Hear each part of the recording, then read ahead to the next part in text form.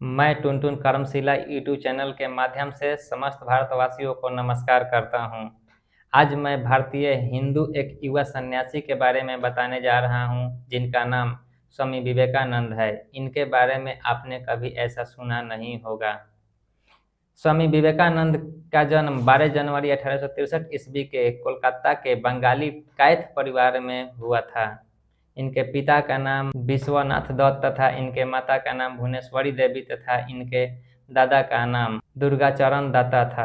स्वामी विवेकानंद के परिवार में शिक्षा और अध्यात्म के दोनों ही प्रचुर मात्रा में उपलब्ध था। इसलिए स्वामी विवेकानंद के स्कूल और कॉलेज के ज्ञान के साथ साथ गीता, महाभारत, वेद, पुराण इत्यादि उनका ज्ञान भी मौजूद था।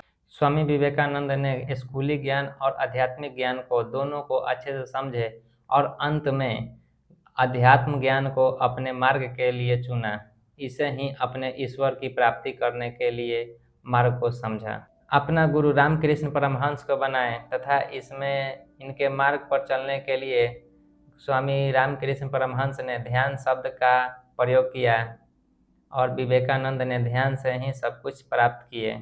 रामकृष्ण परमहंस के मृत्यु के बाद स्वामी विवेकानंद ने अपने हिंदू धर्म के प्रभाव को पूरे विश्व में फैलाने का संकल्प लिया था और हिंदू धर्म के ज्ञान को पहुंचाने में पूरे विश्व में बहुत से कष्ट झेलने पड़े थे विवेकानंद को। जब 1893 के विश्व धर्म सम्मेलन में अमेरिका के शिकागो में भारत की ओर से भारतीय युवा सन्यासी विवेकानंद ने अपने प्रथम ही वाक्य शब्द से अब अमेरिकी बहनों एवं भाइयों से जब संबोधित किए तो 1 मिनट तालियों की गड़गड़ाहट के साथ आवाज गूंजती रही तथा इनके भाषण से पूरे विश्व को प्रभावित किया। और इस प्रकार एक विदेशी महिला स्वामी विवेकानंद के स्पीच से बहुत ही प्रभावित हुई थी और स्वामी जी के पास आकर बोली कि स्वामी जी, मैं आपसे विवाह करना चाहता हूँ।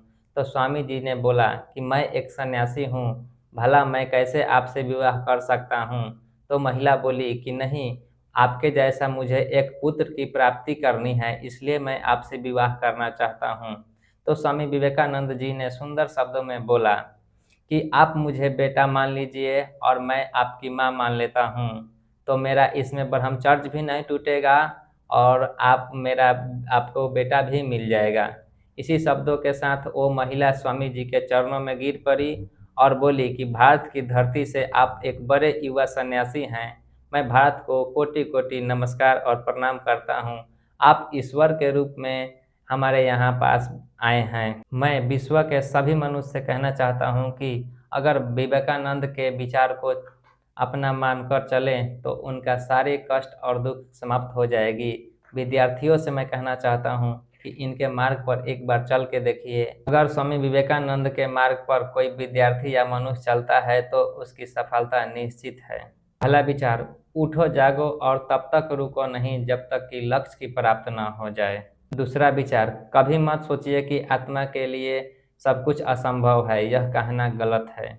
तीसरा वचन, ब्रह्मांड की समस्त शक्तियाँ हमारे शरीर के अंदर पहले से ही विद्यमान है। पांचवा विचार, जितना बड़ा संघर्ष होगा जीत उतनी ही अधिक शानदार होगी। अतः इस प्रकार हम बता दें कि स्वामी विवेकानंद के अनमोल विचार को अगर कोई मनुष्य धारण करता है तो उनके जीवन में कई प्रकार की बदलाव आ सकती है। इस प्रकार इनको राष्ट्रीय युवा दिवस के रूप में 12 जनवरी को मनाया जाता है।